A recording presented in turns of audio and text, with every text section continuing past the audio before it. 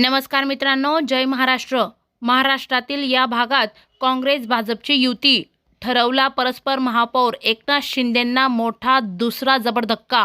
अशाच माहितीपूर्ण बातम्यांसाठी आत्ताच व्हिडिओला लाईक, शेअर व सबस्क्राईब करा। महाराष्ट्रातील भिवंडीमध्ये एक अनोखा राजकीय देखावा उदयास आला आहे।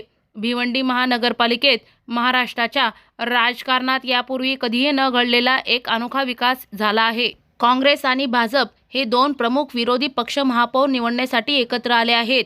खरंच काँग्रेस पक्षाने भिवंडीच्या महापौरासाठी भाजपच्या उमेदवाराला पाठिंबा दिला आहे। पक्षाने अधिकृतपणे पत्र लिहून पाठिंबा जाहीर केला आहे।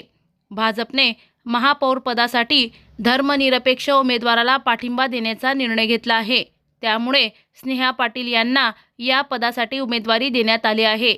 भाजपचे मागील उमेदवार नारायण चौधरी होते, परंतु नवीन नाव स्नेहा पाटील आहे। काँग्रेसने भाजपच्या उमेदवाराला पाठिंबा दिला आहे।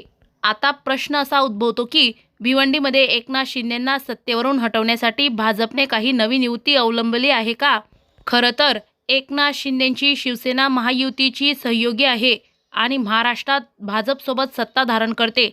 तथापि स्थानिक निवडणुकांमध्ये कधीकधी मित्रपक्ष शत्रू बनतात आणि कधीकधी शत्रूही मित्र बनतात।